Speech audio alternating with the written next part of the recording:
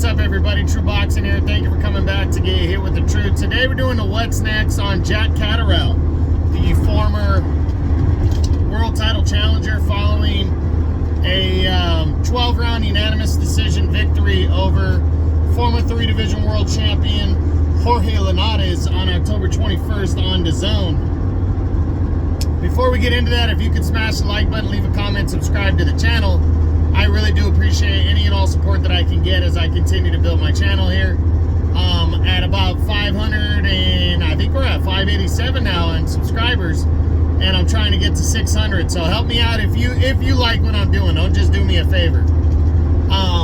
So let's jump right into it here and look at what Catterall, first off, the performance in the fight. I mean, I know a lot of people want to,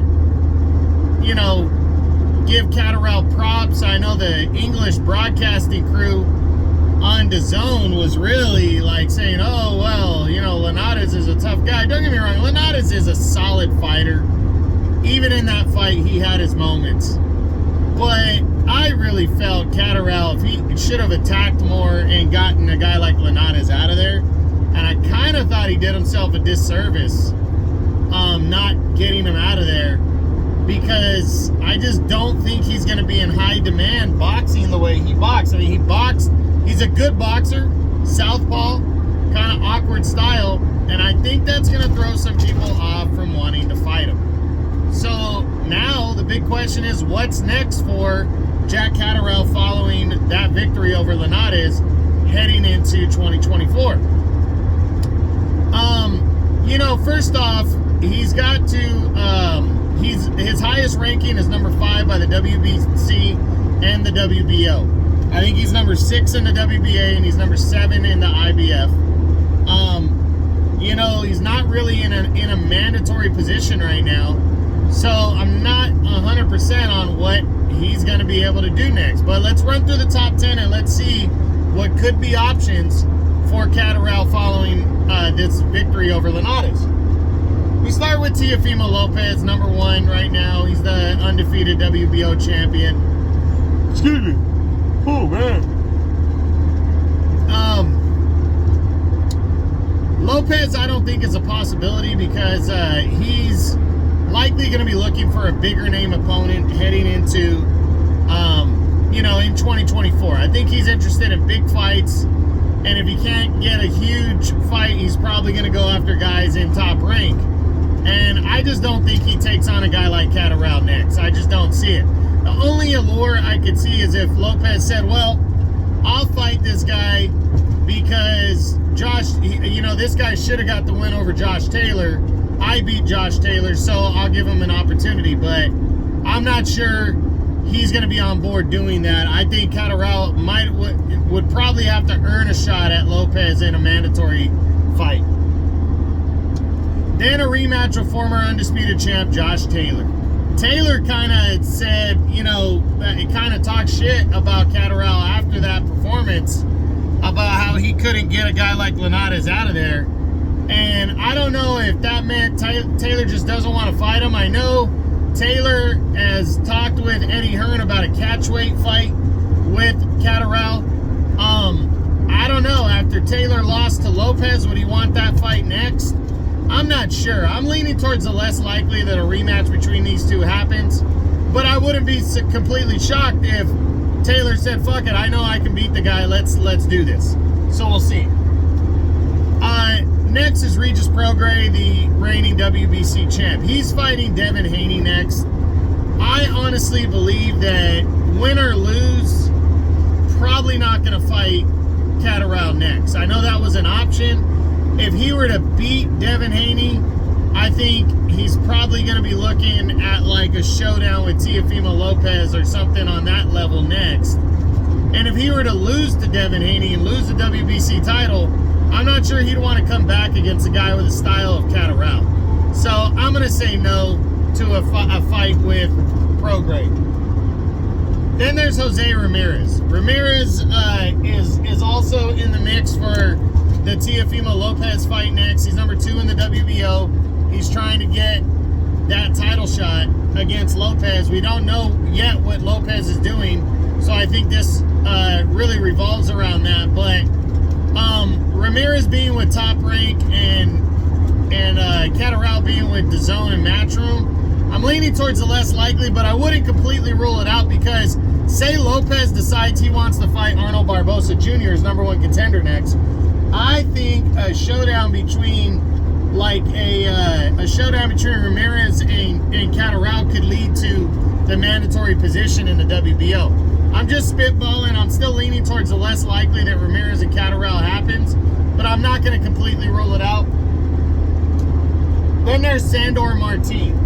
And it's interesting. I think this fight could definitely happen. Martin is constantly looking for an opponent.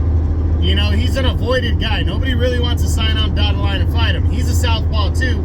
And he's, you know, last year, he got out of a fight. You know, he walked out of a decision loss to Teofimo Lopez in a fight that a lot of people thought was very, very close, that he could have won. He felt he was robbed.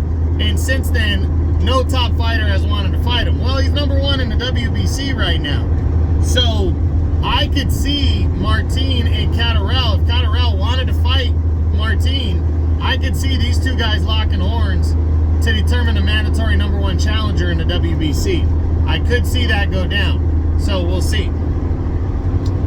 Then there's Gary Antoine Russell, another guy that I think Catterall might end up having to fight if it means a title shot after that, because Gary Russell's ranked #3 in the WBC and Catterall's #5.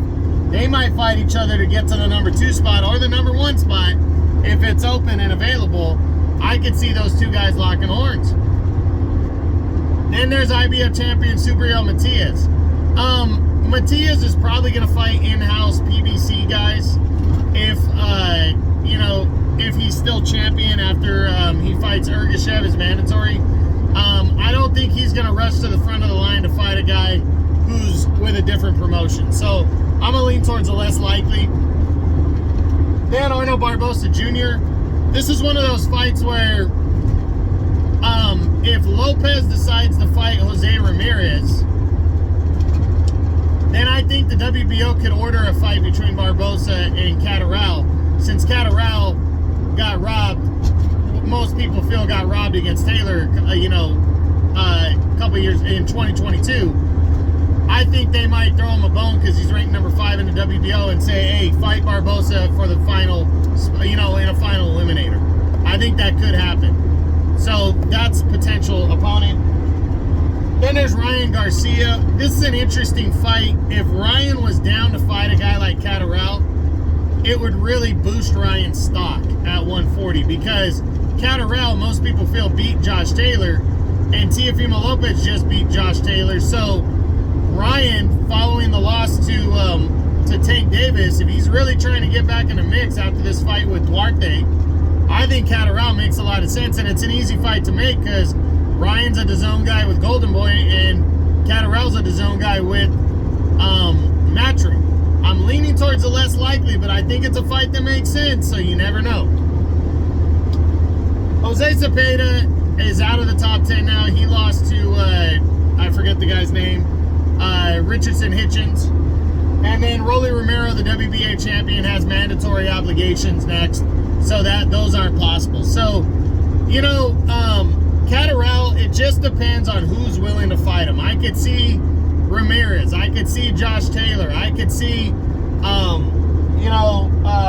Sandor Martin, Gary Russell, Arnold Barboza. It just depends on who wants to fight him. But I really think Catterall should push for a final eliminator in one of these divisions. Once Lopez makes his decision and all that, I think he should wait around, see what Lopez decides, and then start pushing for fights. But I think he needs to be absolutely open to like a showdown with Sandor Martin for the top spot in the WBC, or potentially a showdown with Arnold Barboza for the top spot in the WBO. So he really needs to push hard for an eliminator to force a title fight, or he needs to agree to the catchweight fight with Catterall and fight him just to get that big fight in. So we'll see what happens, but that's it. That's what I got. That's my what's next on Jack Catterall, the former world title challenger following his 12-round unanimous decision victory over Jorge Linares as he retired the former 3-division champion Linares. And that's it. I hope you guys enjoyed the video. If you did, smash the like button, leave a comment, subscribe to the channel. I appreciate any and all support. This is True Boxing. You've been hit with the truth.